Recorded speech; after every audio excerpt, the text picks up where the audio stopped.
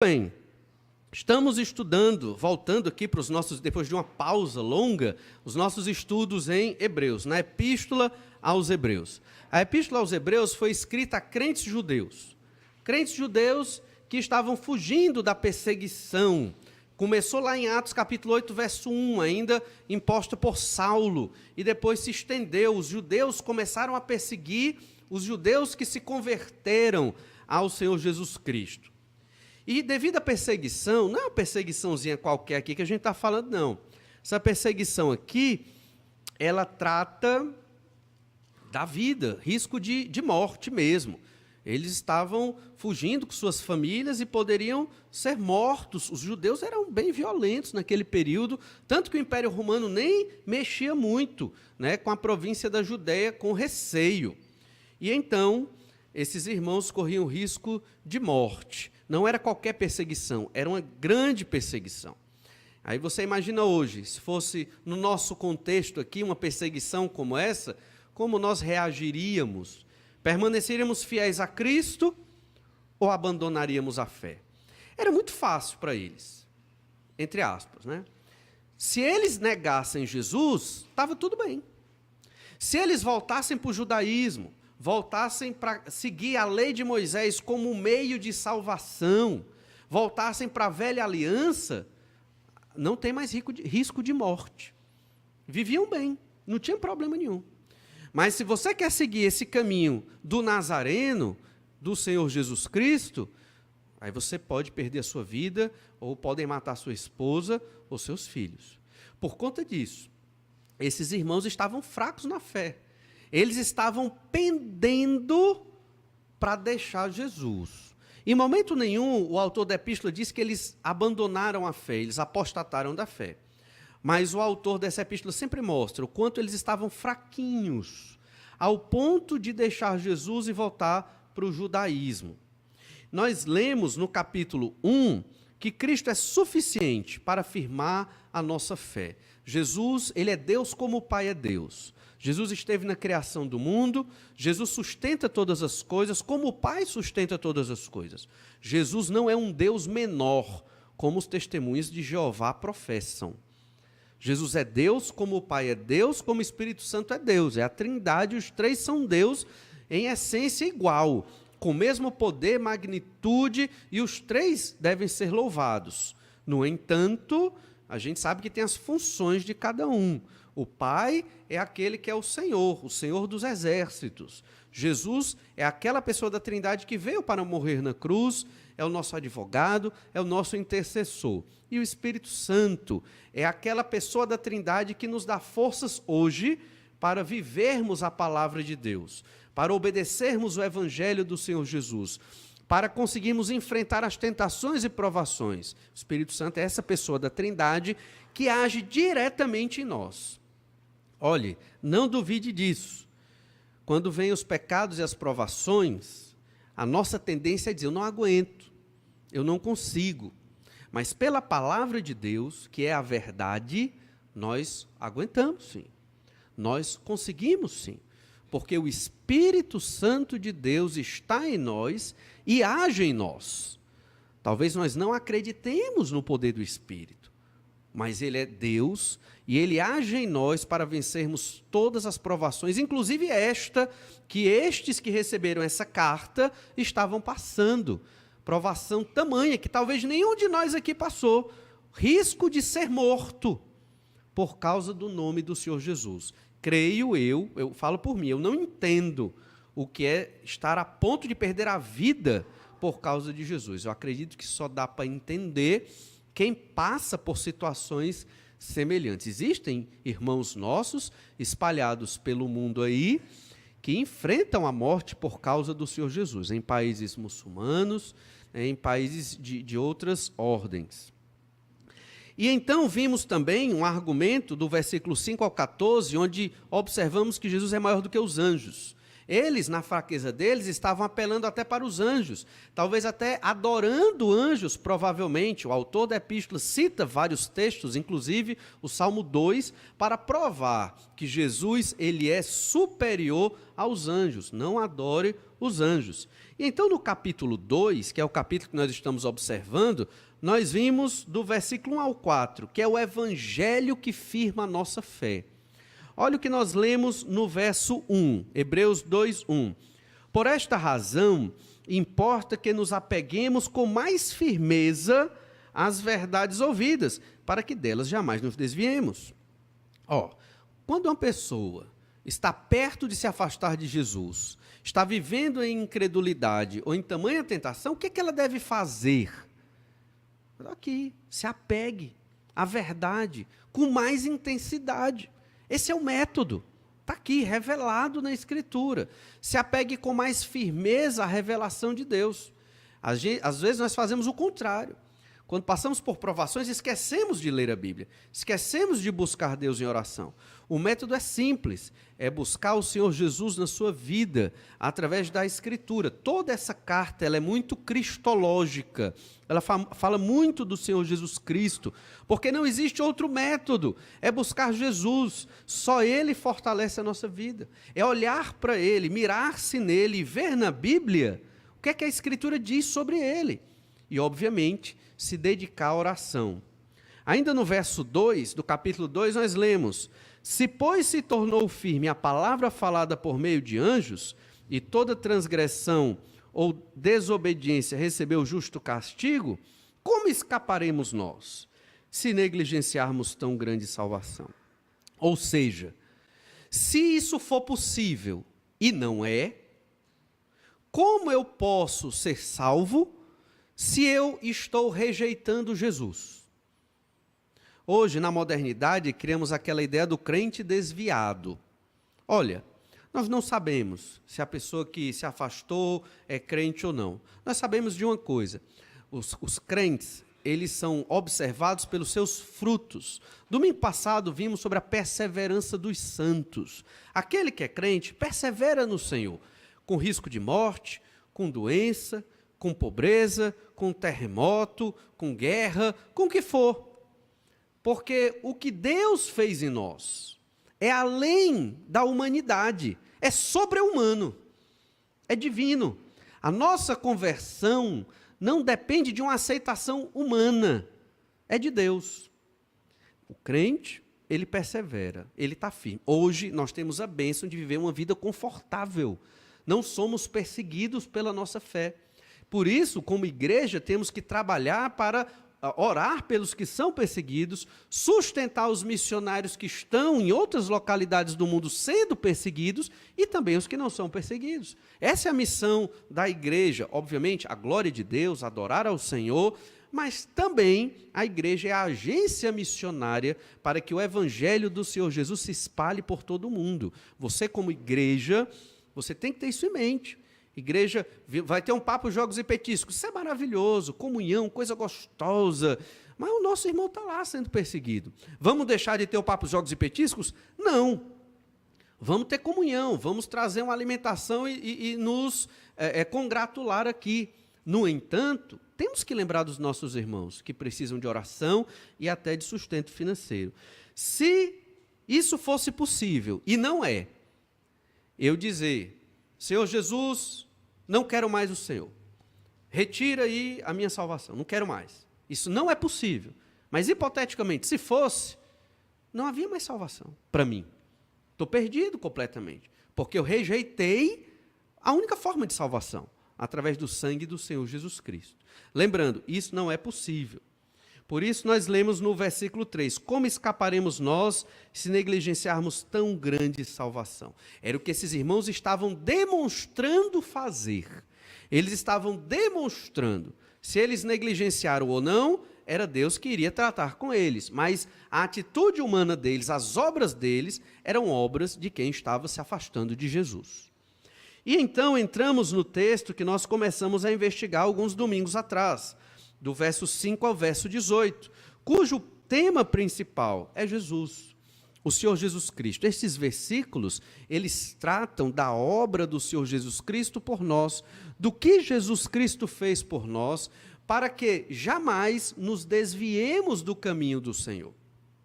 Toda essa epístola nos alerta contra o desvio, nos alerta contra a fraqueza na fé.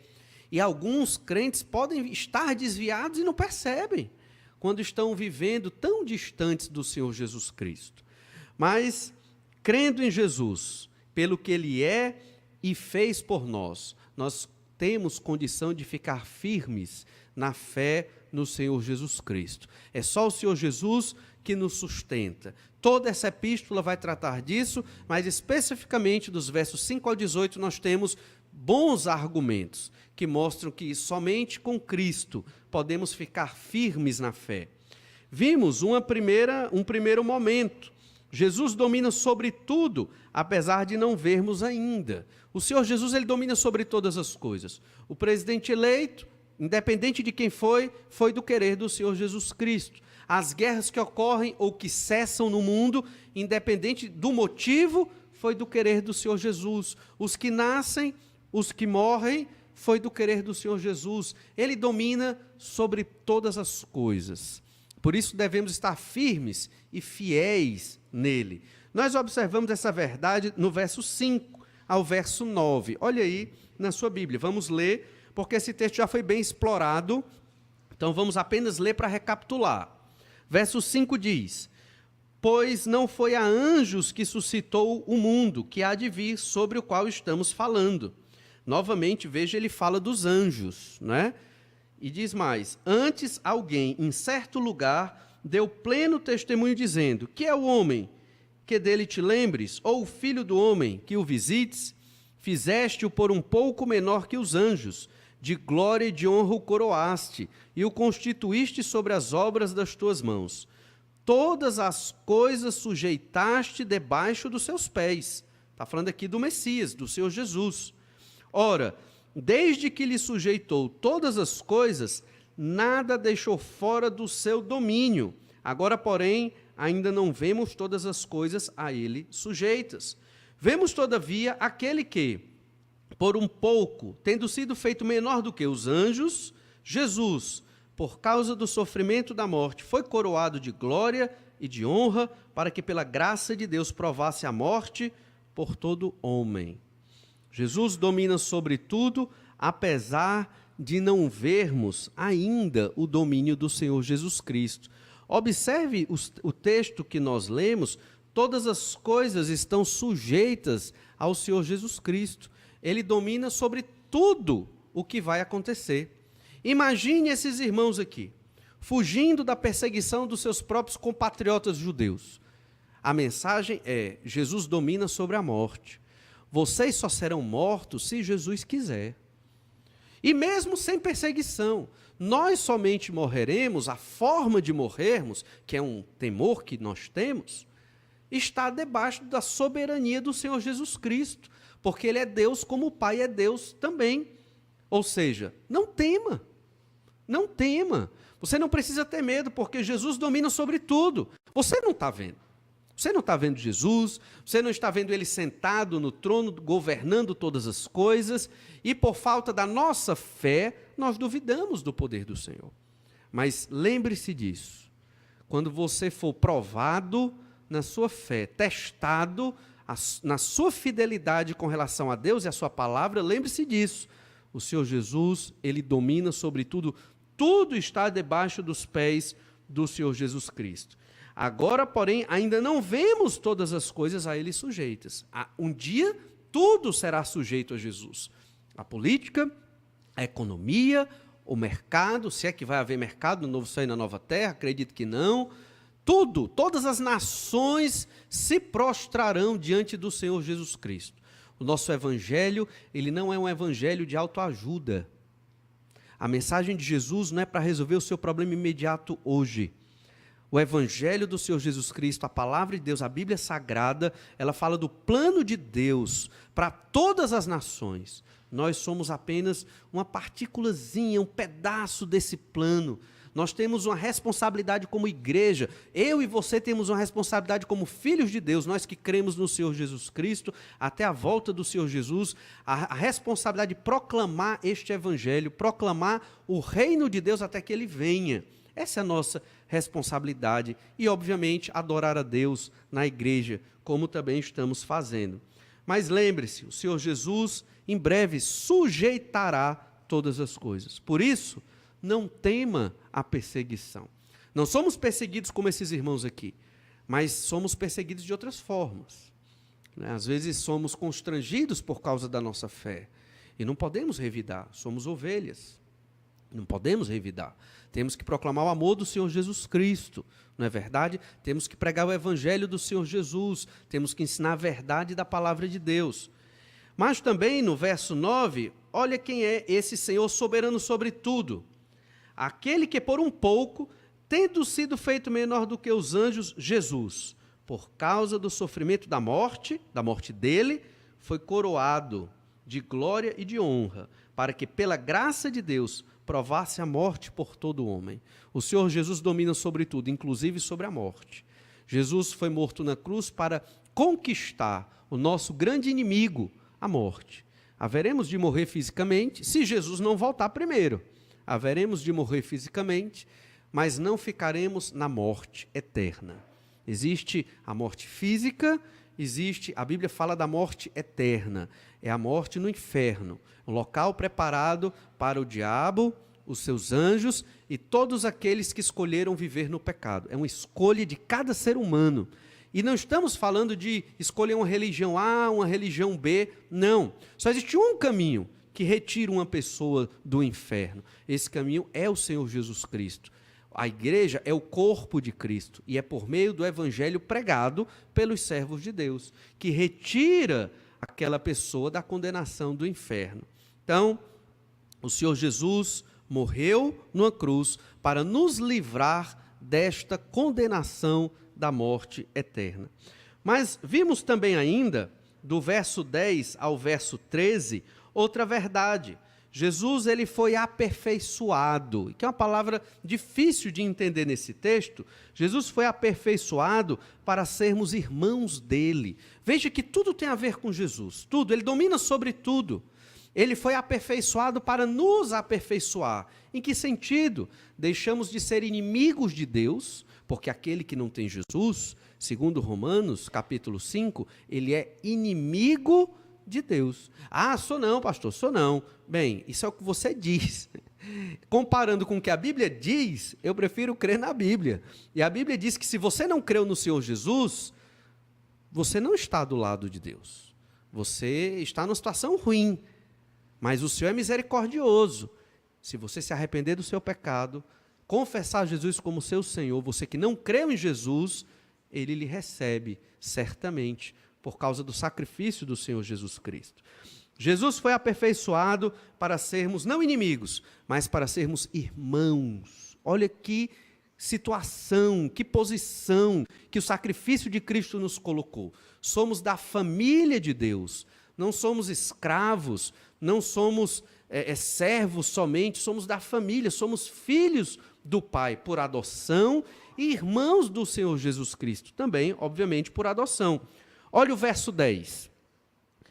Porque convinha, Hebreus 2:10, porque convinha que aquele por cuja causa e por quem todas as coisas existem, conduzindo muitos filhos à glória, aperfeiçoasse, essa é a palavra-chave aqui, aperfeiçoasse por meio de sofrimentos o autor da salvação deles. Quem foi que aperfeiçoou? Foi Deus, o Pai. Aperfeiçoou quem? O autor da salvação deles, Jesus. Como Jesus foi aperfeiçoado? Através dos sofrimentos. Aperfeiçoar aqui não significa se tornar perfeito, no sentido lato do termo, até porque Jesus nunca pecou. Ele sempre foi sem pecado. Mas Jesus tinha que se qualificar para ser Salvador. Como é que ele se qualifica para ser Salvador? Primeiro, ele tinha que se fazer homem. E Jesus veio e fez-se carne, fez-se homem. Porque só um homem poderia quebrar a maldição do pecado de Adão. Só um homem. Mas não podia ser qualquer homem, nem eu, nem você. Tinha que ser um homem, ao mesmo tempo Deus, que poderia oferecer um sacrifício infinito que agradasse a Deus. Foi o que Jesus fez lá na cruz do Calvário.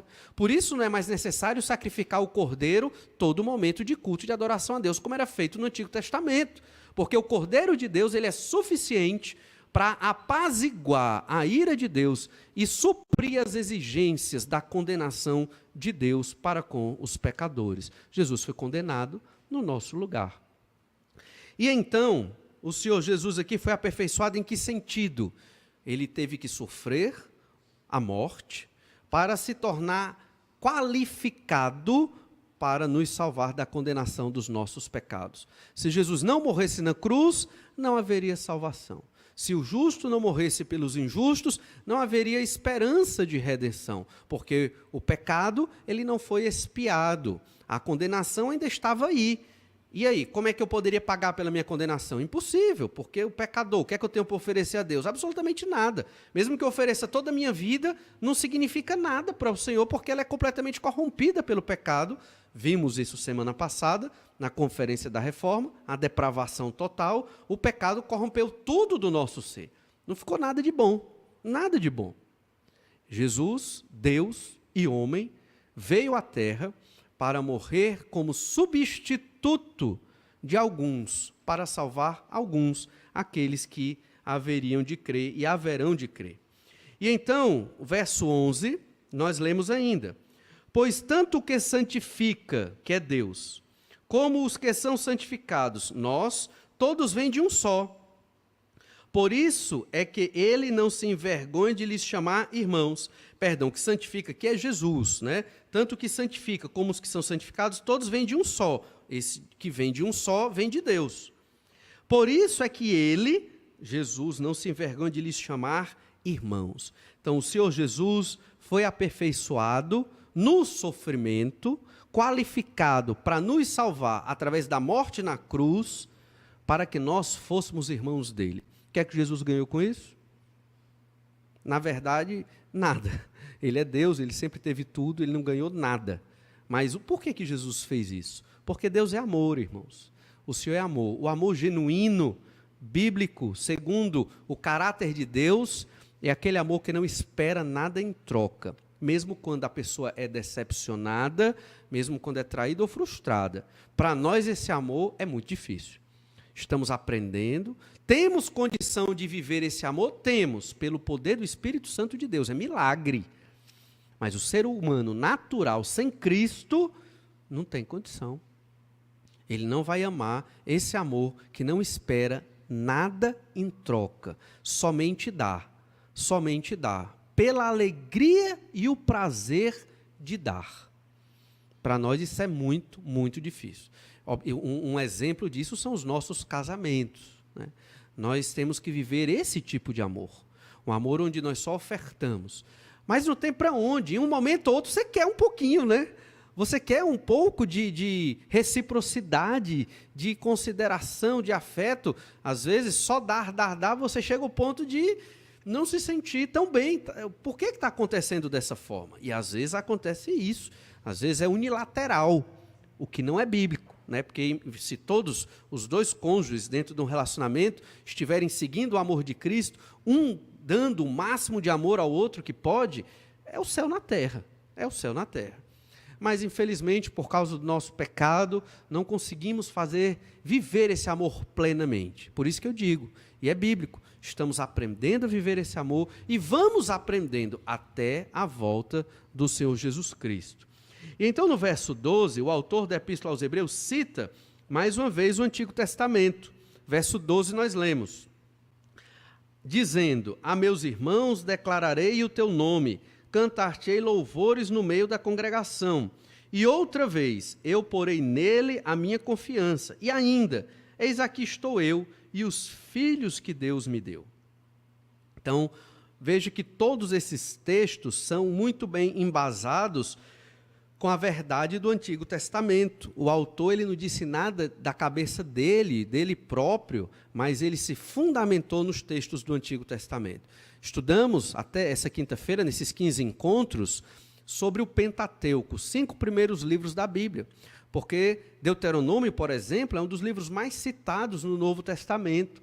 E tudo que os autores do Novo Testamento estavam apresentando, mesmo que fosse novo em alguma medida, e tinha muita coisa nova, eles fundamentavam no Antigo.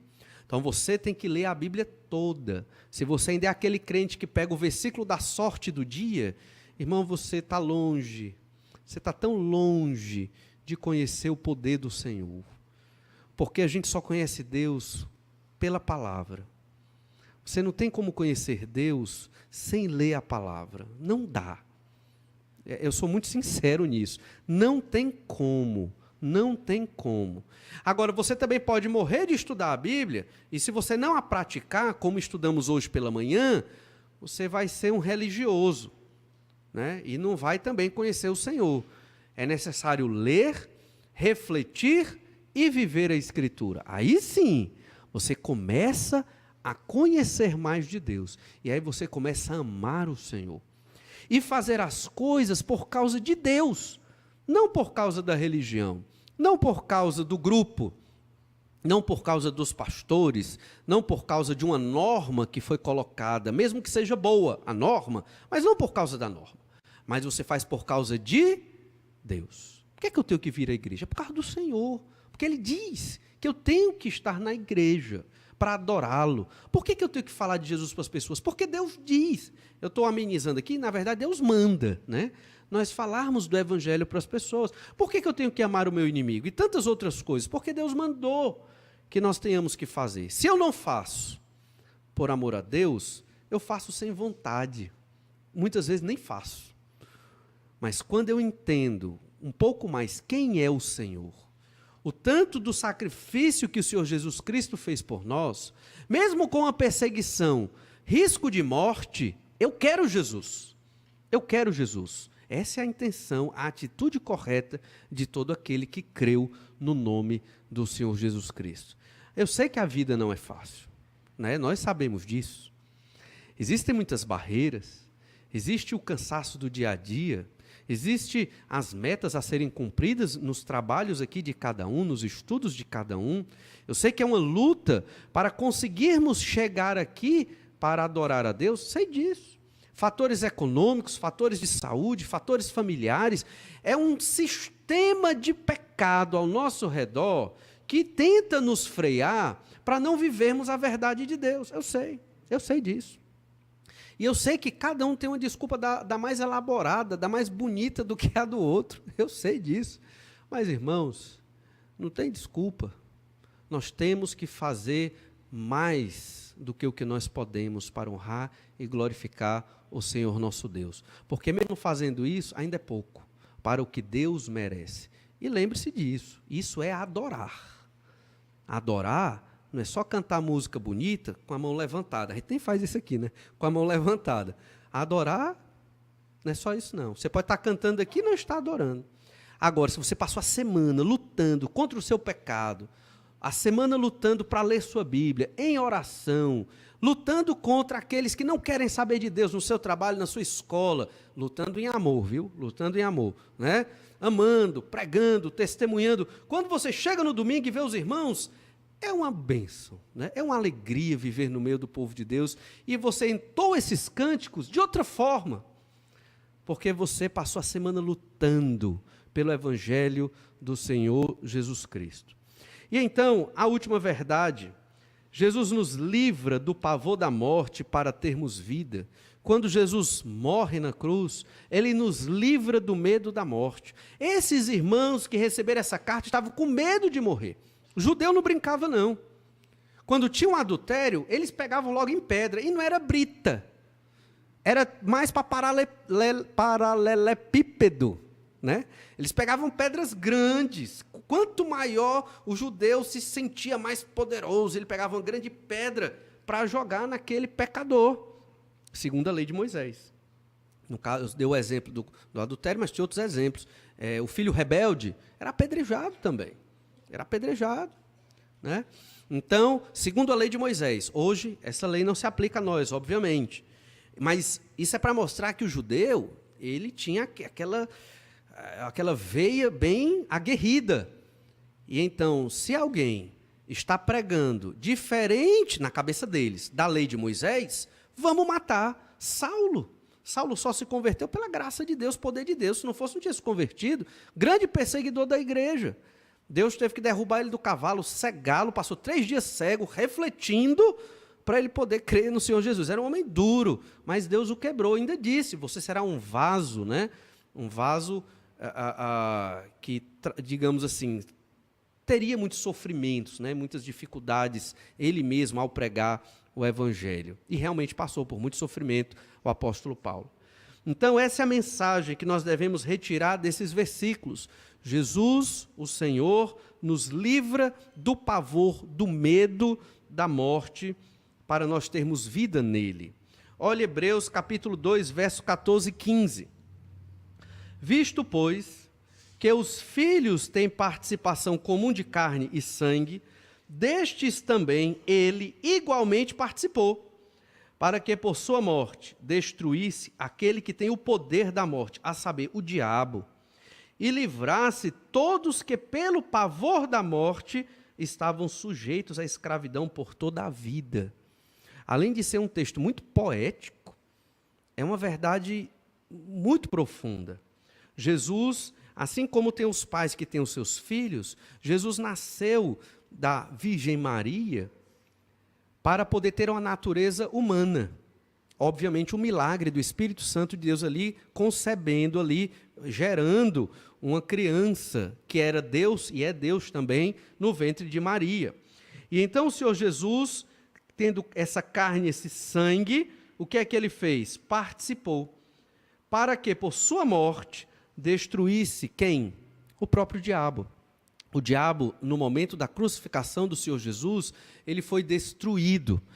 Ainda está vivo, ainda está agindo. Deus permitiu, Deus permite, mas em breve o diabo vai ser lançado no lago de fogo e vai ficar lá eternamente sofrendo, pagando pelos seus crimes e pecados também.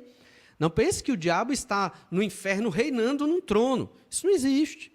Ele hoje está solto por aí, por este planeta, por este universo, para atormentar a criação de Deus, especificamente aqueles que foram comprados pelo sangue do Cordeiro. Essa é a tarefa dele, porque ele tem uma profunda revolta contra o Senhor nosso Deus. Mas o Senhor Jesus, ao ser cravado na cruz, ele venceu o diabo, que tinha o poder sobre a morte. Porque no momento que o diabo seduziu Eva e Adão foi também junto com a sua esposa e pecaram, desobedecendo à vontade de Deus, a morte entrou no mundo. E o diabo, ele acabou tendo este poder, o poder da morte sobre a humanidade. Mas nós ainda haveremos de morrer. Nós ainda haveremos de morrer fisicamente. Mas, irmãos, não precisamos temer. Não precisamos temer a morte, porque temos a vida eterna com o Senhor Jesus Cristo. E assim como ele ressuscitou, nós que cremos em Jesus, ressuscitaremos também.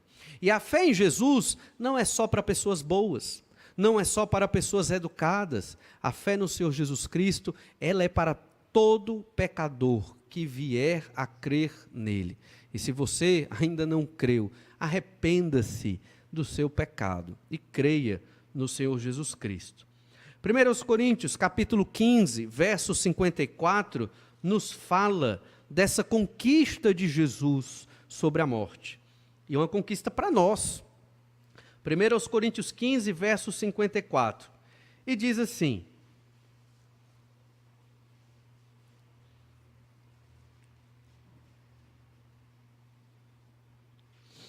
e quando este corpo corruptível se revestir de incorruptibilidade, e o que é mortal se revestir de imortalidade, então se cumprirá a palavra que está escrita: tragada foi a morte pela vitória. Onde está a morte, a tua vitória? Onde está a morte, o teu aguilhão? O aguilhão da morte é o pecado, e a força do pecado é a lei. Graças a Deus que nos dá a vitória por intermédio de nosso Senhor Jesus Cristo. O pecado gerou a morte. A morte é a nossa derrota. Não fomos criados para morrer. Não fomos. Mas por causa do pecado, a morte entrou no mundo. Por isso todos morremos. E temos medo de algo desconhecido e terrível. E não somente da morte física, muito mais da morte eterna. A segunda morte. O Senhor Jesus conquistou para nós a vitória sobre a morte. Pensando nos irmãos que receberam essa carta, esse texto, Qual a mensagem para eles? Não tenham medo de morrer na mão dos judeus. Sejam firmes no Senhor Jesus Cristo. Essa foi a mensagem. Para nós é a mesma. Não tenha medo de morrer por causa de Jesus. Fique firme no Senhor Jesus Cristo. Graças a Deus, não corremos risco de morte. Mas não tenha medo de investir toda a sua vida no Senhor Jesus. Não são só os pastores, ou seminaristas, ou missionários que investem a vida na obra de Deus. Não. É todo crente no Senhor Jesus Cristo. Mesmo que você tenha que trabalhar 8 horas por dia ou mais, ou que tenha que estudar à noite ainda, invista sua vida no reino de Deus. Não perca tempo. Não tem idade. Criança, investe a sua infância no reino de Deus. Jovem também. Adulto, senhor, senhora, aqueles senhores e senhoras já de idade, usem sua idade, sua sabedoria, invista no reino de Deus. Usem o seu testemunho, sua autoridade da idade para pregar o evangelho, porque quando você que já é um senhor, uma senhora vai pregar, a pessoa vai ter que ouvir, por respeito à sua idade. Use tudo que você puder para testemunhar do Senhor Jesus Cristo. Esse texto deixa muito claro o quanto nós recebemos de bênção quando Jesus foi cravado na cruz. A morte, ela está aí. É uma realidade. Se Jesus não voltar hoje, muitos de nós passaremos por ela. Mas lembre-se disso. Pela fé na palavra de Deus, Jesus venceu a morte. Você não precisa ter medo. Você não precisa ter agonia. É difícil às vezes, sim, mas você pode ter certeza que o Senhor vai lhe ressuscitar. Você estará com o Senhor nos céus, depois da sua morte, e estará vivo lá, em espírito, com os outros que já foram, e quando Jesus vier, você será um dos primeiros a ressuscitar, como eu também, a ressuscitar para estarmos juntos, com espírito e corpo, só que um corpo que não morre mais, um corpo para viver a eternidade, junto com o Senhor nosso Deus. Essa é a nossa salvação, essa é a nossa esperança de vida. Nossa vida aqui, se chegar aos 100 anos, é uma grande bênção. Muitos não vão viver até essa idade, mas isso ainda é muito pouco. Perto de quê? De uma vida eterna. Veja o que você está investindo, em que você aplica o seu tempo, a sua vida, as suas horas. Então é pecado ter lazer? Não estou dizendo isso, não é pecado, a gente precisa do lazer, do passeio, eu sei que precisamos dessas coisas, mas em que você está investindo a sua vida? Tem tempo para investir no reino de Deus?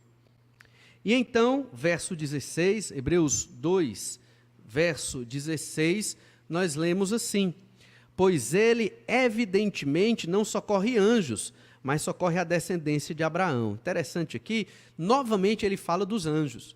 Parece que os anjos eram um problema para esses judeus aqui. Eles estavam pendendo nessa idolatria, adorando os anjos e rejeitando Jesus. E havia um misticismo judaico na época muito propício à adoração aos anjos, como existe hoje. Não sei se vocês sabem, mas existe culto aos anjos hoje, na modernidade, mas pelos esotéricos. Como também tem culto às bruxas, à magia negra, uma série de coisas esquisitas aí no mundo, Mas aqui, novamente, é muito claro, Jesus não morreu pelos anjos. Não se deve adorar os anjos e não houve salvação para os anjos.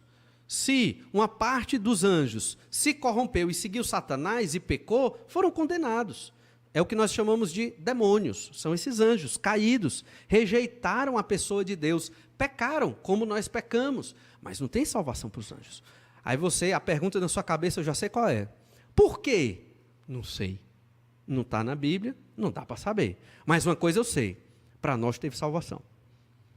Deus nos amou de modo maravilhoso e enviou o Senhor Jesus, também Deus, para nos livrar do poder da condenação da morte. Mas socorre a descendência de Abraão. Quando o autor diz que socorre a descendência de Abraão, não está dizendo que a salvação é só dos judeus, mas como essa carta foi escrita principalmente para crentes judeus, ele está dizendo, socorre a descendência de Abraão, aqueles que creem no Senhor Jesus Cristo. E lembre-se do que lá nós lemos em Gálatas, um verdadeiro israelita é aquele que tem a mesma fé de Abraão. Então não era só ser judeu, nascido de um judeu, mas era ser judeu no sentido de ser um israelita, porque creu na mesma fé que Abraão creu, nesse sentido. E em Hebreus 2,17 lemos ainda: por isso mesmo, convinha que em todas as coisas se tornasse semelhante aos irmãos, para ser misericordioso e fiel sumo sacerdote nas coisas referentes a Deus e para fazer propiciação pelos nossos pecados.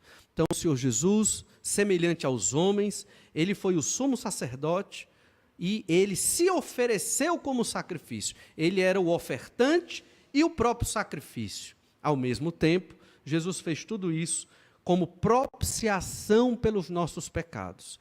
Lembre-se, havia uma arca da aliança no Antigo Testamento, toda feita de ouro ali, e uma tampa que ficava em cima dessa arca.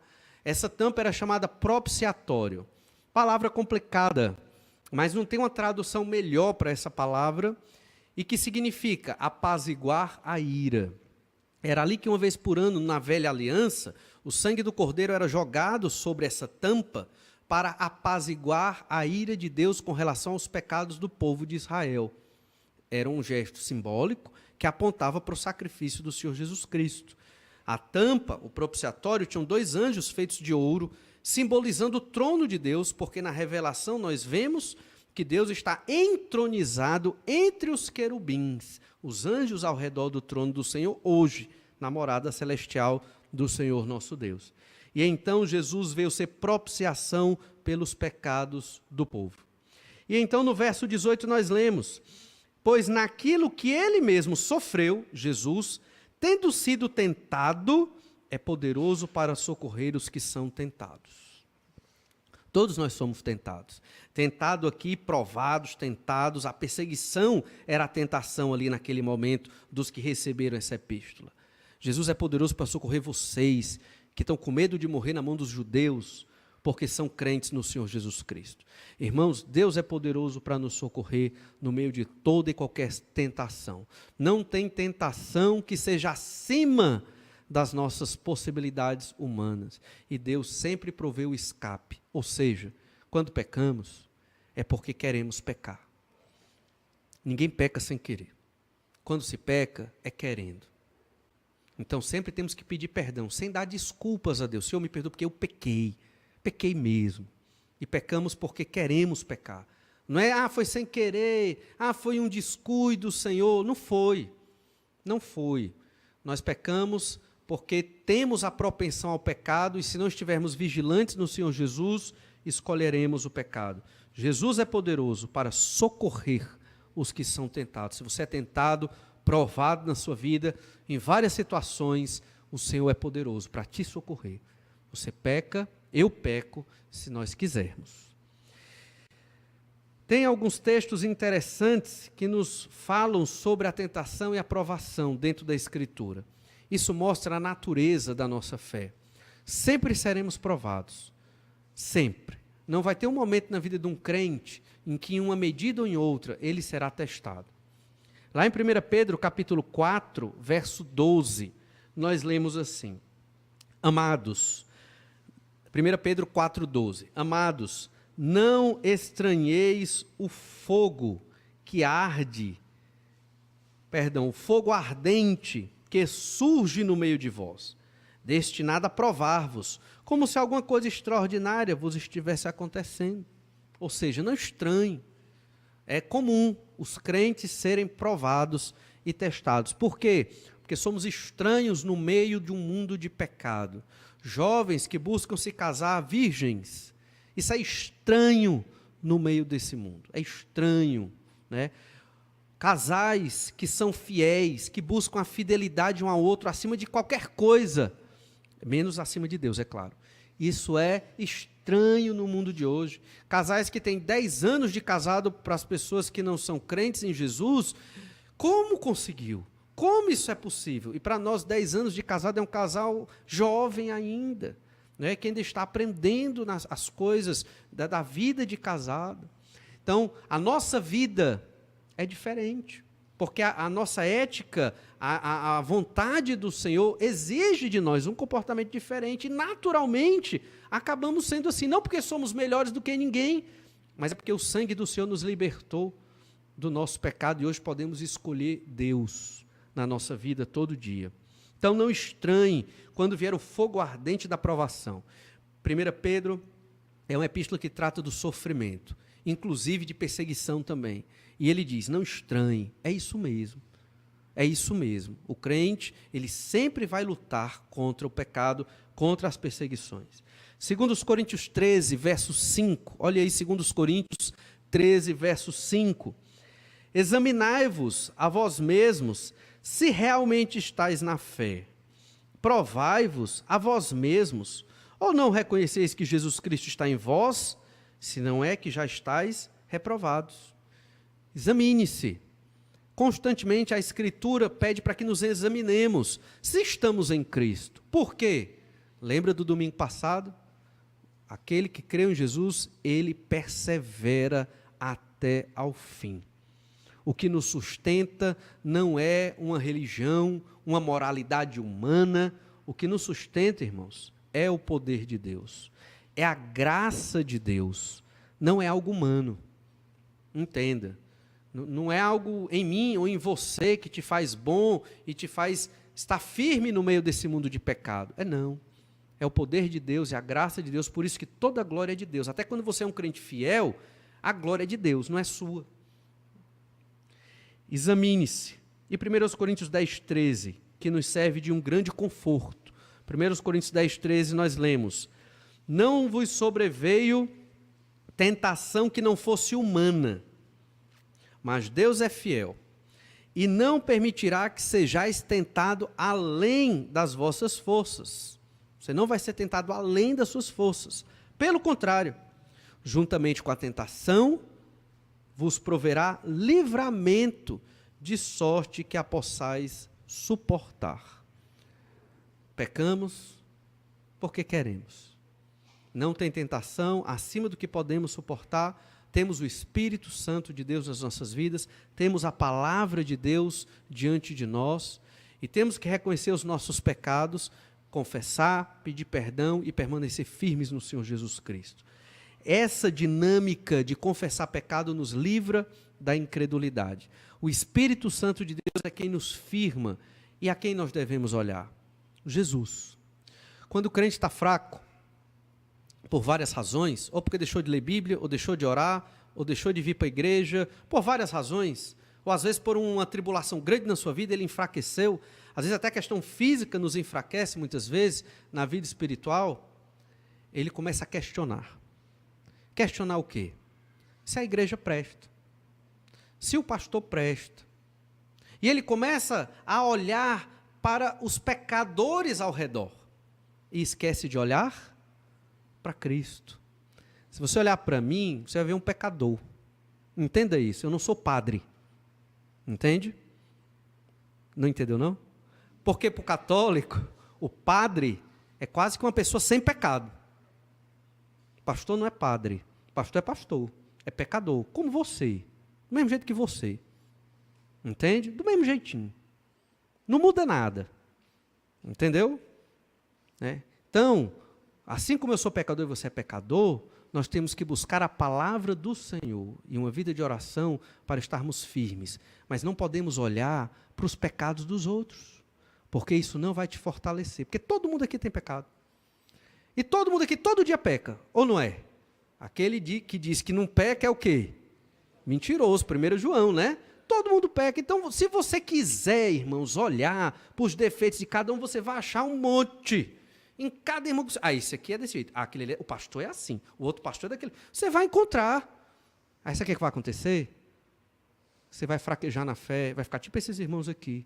E nem é risco de morte o seu problema, foi outro. Né? Por isso olhamos para Jesus. Toda a igreja olha para Cristo, Ele é o cabeça, Ele é o modelo, é a Ele quem devemos observar. E Ele é quem nos sustenta, porque Ele cuida de nós no meio das tentações. Vamos orar, pedir que o Senhor nos firme cada vez mais. Pai, muito obrigado pelo Teu poder, pela Tua graça, pelo Teu amor, porque é o Senhor que nos sustenta. É o Senhor quem guia a obra desta igreja há 54 anos, sem contar os anos em que esta congregação estava sendo iniciada pelos missionários. É o Senhor que tem um projeto, ó Pai, para este povo aqui presente.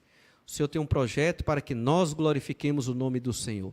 E é baseado nesse projeto que investimos as nossas vidas. Senhor Deus, ajuda-nos a cada vez mais investir quem nós somos no Teu plano eterno, vivendo a Tua verdade, testemunhando do Senhor e olhando para o Senhor Jesus Cristo, autor e consumador da nossa fé. Não permite, Senhor, que o sistema de pecado, que as tribulações dessa vida, as tentações e provações nos enfraqueçam e nos afastem de Ti. É o que nós te pedimos. No nome do Senhor Jesus. Amém. Vamos então orar silenciosamente agora. Estamos assim despedidos. Deus abençoe a todos.